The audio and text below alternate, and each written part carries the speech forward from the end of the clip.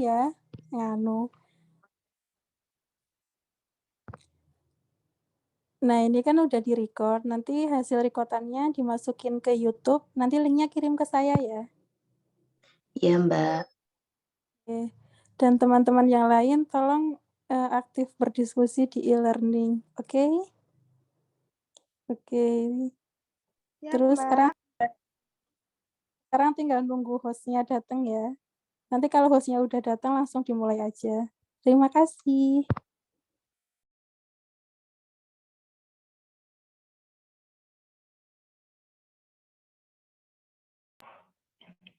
Baik, saya mulai sekarang ya teman-teman. Assalamualaikum warahmatullahi wabarakatuh. Waalaikumsalam warahmatullahi wabarakatuh. Yang terhormat Bapak Dr. Andi Wahyudi, MPD, selaku dosen pengampu mata kuliah Statistika Pendidikan, dan teman-teman PGSD yang saya sayangi. Pada kesempatan ini, kami dari kelompok 11 akan mempresentasikan hasil diskusi kami mengenai analisis regresi ganda. Sebelumnya, saya akan memperkenalkan anggota kelompok 11, yaitu saya sendiri, Rofiah Ramadaniyah, yang kedua, Ayu Ningsih, yang ketiga, Ratna Dwi Ratnasari, yang keempat, ada Ira Setiawati, dan kelima, Jasmine Enggar Kirani. Rangkaian acara diskusi pada hari ini antara lain, 1. Pembukaan, 2. Penyajian materi, yang ketiga sesi tanya jawab, yang keempat penutup. Sebelum kita mulai diskusi pada hari ini, alangkah baiknya kita mulai dengan membaca basmalah. Bismillahirrahmanirrahim. Semoga dengan membaca basmalah tadi dapat memperlancar diskusi kita pada hari ini. Selanjutnya penyajian materi akan disampaikan oleh kelompok kami. Kepada pemateri saya persilahkan.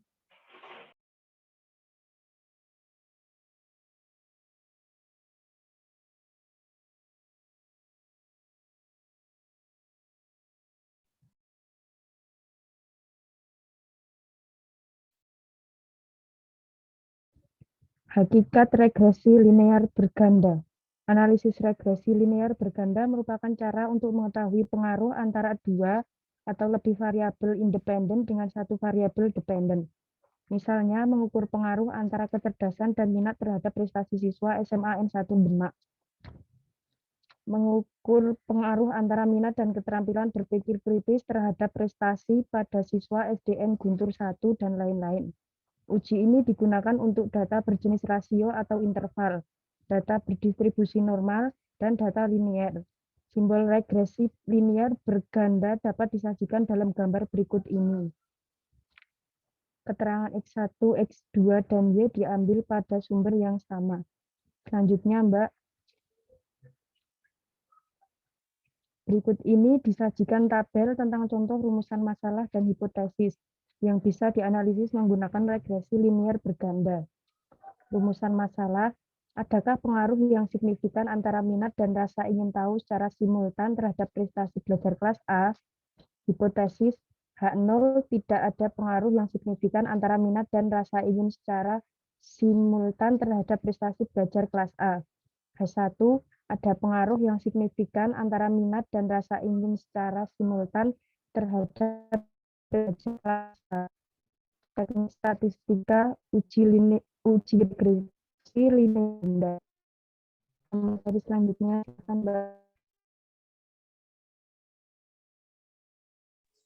Kemudian uji regresi linear berganda secara manual. Sebelum melakukan uji korelasi ganda, harus memenuhi uji syarat, yaitu uji normalitas dan linearitas. Sudah dibahas pada bab sebelumnya. Setelah data berdistribusi normal dan linear, baru diperbolehkan melakukan uji regresi linear sederhana dengan langkah sebagai berikut.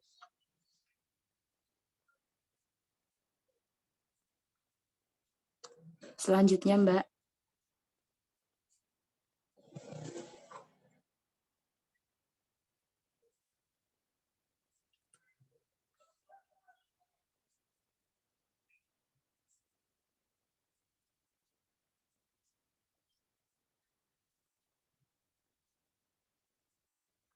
Yang pertama yaitu rumusan hipotesis. Pada langkah ini harus menetapkan H0 dan H1. Hipotesis tersebut harus dirumuskan secara matematis dan secara verbal. Contohnya rumusan masalah, adakah pengaruh yang signifikan antara minat dan rasa ingin tahu secara simultan terhadap prestasi belajar kelas A? Kemudian hipotesis verbalnya, H0, tidak ada pengaruh yang signifikan antara minat dan rasa ingin tahu secara simultan terhadap prestasi belajar kelas A. H1, ada pengaruh yang signifikan antara minat dan rasa ingin tahu secara simultan terhadap prestasi belajar kelas A. Kemudian teknik statistikanya H0 beta sama dengan 0, H1 beta tidak sama dengan 0. Yang kedua, rancangan analisis. Rancangan analisis merupakan langkah menentukan taraf kesalahan atau signifikan dan jenis pengujian terhadap beberapa taraf kesalahan atau signifikan, yaitu 5%, 10%, 25%, dan seterusnya. Penelitian pada bidang pendidikan, eksata, dan psikologi biasanya menggunakan taraf signifikansi 5%. Menurut Sukestiarno 2013. Adapun untuk jenis pengujiannya yaitu uji regresi linier berganda. Kemudian yang ketiga, analisis sampel. Analisis sampel merupakan langkah menentukan persamaan regresi linier sederhana, menentukan signifikansi pengaruh menggunakan uji T, dan menentukan tingkat hubungan dan besar kontribusi pengaruh. A. Menyusun persamaan regresi linier sederhana. Persamaan regresi linier sederhana dapat disajikan sebagai berikut. Y sama dengan A plus B1 X1 plus B2 X2. Regresi linier berganda 2 prediktor dengan nilai sigma Y sama dengan AN plus B2 kali sigma X2 plus B2 kali sigma X2. Kemudian sigma X1Y sama dengan A kali sigma X1 plus B1 kali sigma X2 plus B2 kali sigma X1 X2. Kemudian yang terakhir, sigma X2Y sama dengan A kali sigma X2 plus B1 kali sigma X1 X2 plus B2 kali sigma X2. Kemudian materi selanjutnya akan disampaikan Mbak Ayu Ningsih.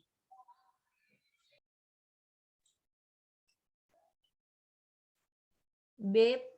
Menentukan signifikasi pengaruh. Yang pertama, menentukan F-tabel. Untuk menentukan F-tabel, bisa berpedoman pada F-tabel dengan memperhatikan derajat kebebasan atau DK dan taraf signifikan. Menentukan derajat kebebasan untuk pembilang yaitu jumlah data dikurangi 1 atau DK pembilang sama dengan N kurang 1. Dan untuk derajat kebebasan penyebut yaitu jumlah data dikurangi 1 atau DK penyebut sama dengan N kurang 1. 2. Menentukan F hitung. Nah, teman-teman kita bisa lihat sama-sama rumusannya sama keterangannya. Nah, yang ke-C, menentukan tingkat hubungan dan besar kontribusi pengaruh. Tingkat hubungan bisa dicari menggunakan rumus R dan besar kontribusi pengaruh bisa digunakan rumus R kuadrat. Nah, berikut ini rumusannya. Tingkat hubungan bisa dicari menggunakan rumus R dan besar kontribusi pengaruh bisa digunakan rumus R kuadrat. Nah, teman-teman, di sini sudah ada rumusannya dan keterangannya. Kita bisa sama-sama melihat. Dan yang keempat, hasil analisis sampel. Lanjut, Mbak Ira.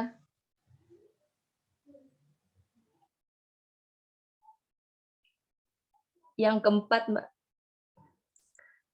Yang keempat, hasil analisis sampel. Hasil analisis sampel adalah proses membuat keputusan terhadap dua keputusan yang harus diambil, yaitu yang pertama, keputusan signifikasi pengaruh. Apabila F hitung kurang dari F tabel, maka H0 diterima dan H1 ditolak, dan sebaliknya.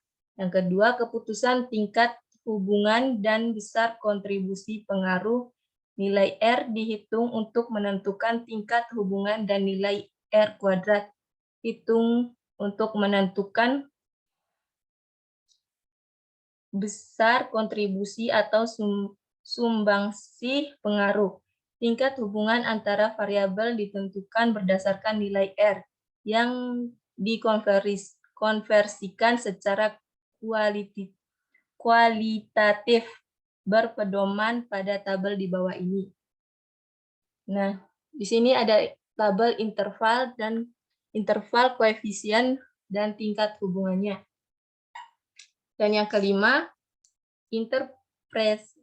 interpretasi sampel. Interpretasi sampel adalah proses membuat pemaknaan berdasarkan hasil analisis sampel. Pemaknaan ini berupa jawaban hipotesis dan besar kontribusi atau sumbangsih hubungan.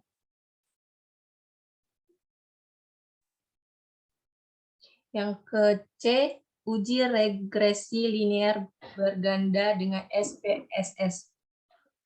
Sebelum melakukan uji regresi linear ganda harus memenuhi uji syarat, yaitu uji normalitas dan linearitas, atau sudah dibahas pada bab sebelumnya. Nah, setelah data berdistribusi normal dan linear, baru boleh dilakukan uji regresi linear sederhana. Berikut langkah-langkah uji regresi linear ganda menggunakan contoh khusus, yaitu guru ingin mengetahui pengaruh minat dan rasa ingin tahu terhadap prestasi belajar siswa di kelas A. Maka guru tersebut menghimpun sampel data minat X1, rasa ingin tahu X2, dan prestasi belajar Y dengan perolehan sebagai berikut. Nah, di sini sudah ada tabelnya ya teman-teman, dan keterangannya juga. Selanjutnya,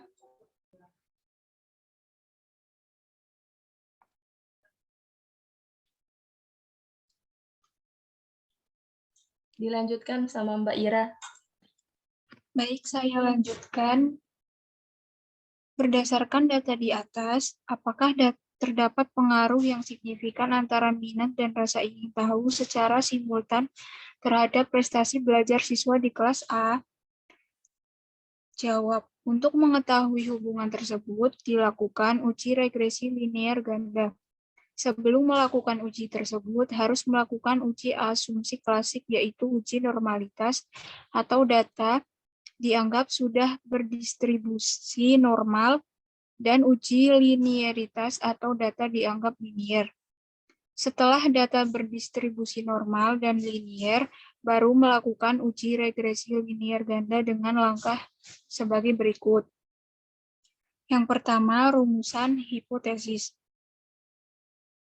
Ada dua, yaitu yang pertama hipotesis verbal. H0, tidak ada pengaruh yang signifikan antara minat dan rasa ingin secara simultan terhadap prestasi belajar kelas A. H1, ada pengaruh yang signifikan antara minat dan rasa ingin tahu secara simultan terhadap prestasi belajar kelas A. Yang kedua, hipotesis matematis. H0, beta sama dengan 0, H1, beta tidak sama dengan 0. Selanjutnya, yaitu rancangan analisis. Analisis digunakan uji regresi linear berganda dengan taraf kesalahan 5%. Selanjutnya, analisis sampel. Yang pertama, kita membuka software SPSS terlebih dahulu. Selanjutnya, kita klik variable view. Setelah mengklik, kita ketik atribut pada kolom name, desimal, dan label seperti berikut. Jadi, yang nama diisi X1, X2, dan Y. Untuk desimalnya menjadi 0 semua, dan pada label ditulis minat, rasa ingin tahu, dan prestasi. Kemudian, Klik data view, lalu masukkan data minat, rasa ingin tahu, dan prestasi. Nah, kita mengklik data view, kemudian datanya dimasukkan semua ke dalam tabelnya. Selanjutnya, kita masukkan X1 dan X2 ke dependent list, dan yang Y ke dependent list. Maaf, saya ulangi. Selanjutnya, kita klik Analyze terlebih dahulu, kemudian kita klik Regression, selanjutnya kita klik Linear, lalu akan muncul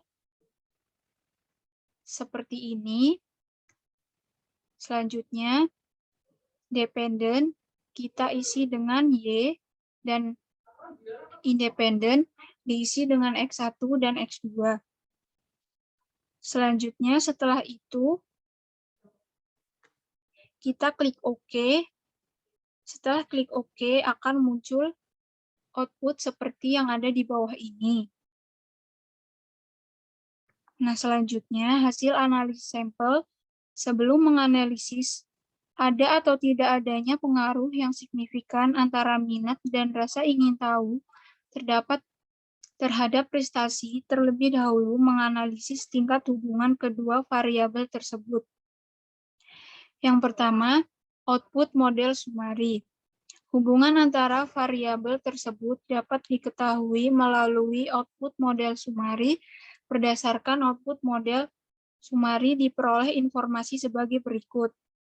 A. Nilai R sama dengan 0,788, artinya tingkat hubungan kuat. B. Nilai R2 sama dengan 0,621, artinya pengaruh minat dan rasa ingin tahu terhadap prestasi belajar sebesar 62,1% dan 37,9% dipengaruhi oleh faktor lain. Yang kedua, output model ANOVA. Ada atau tidaknya pengaruh dapat diketahui melalui output model ANOVA. Berdasarkan output model ANOVA, diperoleh informasi berikut. Nilai signifikan 0,003 kurang dari nilai signifikan 0,05 atau 5%, maka H0 ditolak dan H1 diterima. 3. Output koefisien. Adapun persamaan regresinya dapat diketahui melalui output koefisien. Berdasarkan output tersebut, diperoleh persamaan regresi linear berganda sebagai berikut. Y sama dengan 39,784 ditambah 492 dikali 1 ditambah 0,043 kali 2. Selanjutnya, interpretasi sampel.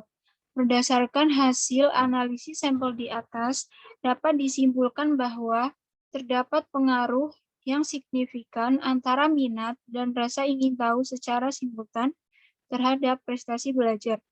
Hal tersebut diperkuat oleh tingkat hubungan ketiga variabel tersebut yang kuat dan besar kontribusi pengaruh minat dan rasa ingin tahu terhadap prestasi belajar sebesar 62,1% dan 37,9% dipengaruhi oleh faktor lain. Kemudian saya kembalikan ke moderator. Oke, teman-teman, untuk selanjutnya adalah sesi tanya jawab. Kepada teman-teman saya persilahkan.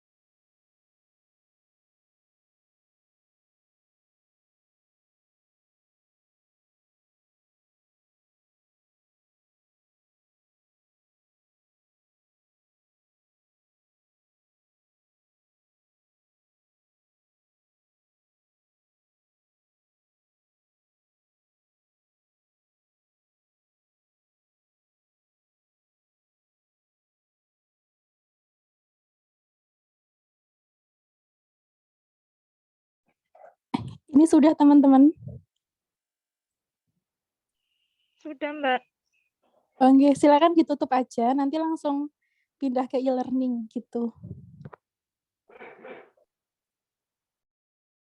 Baik, mari kita tutup diskusi pada hari ini dengan bacaan hamdalah. Alhamdulillahirrahmanirrahim. Saya selaku moderator apabila terdapat kesalahan dalam memimpin diskusi hari ini, saya mohon maaf. Wassalamualaikum warahmatullahi wabarakatuh. Waalaikumsalam. Waalaikumsalam warahmatullahi wabarakatuh.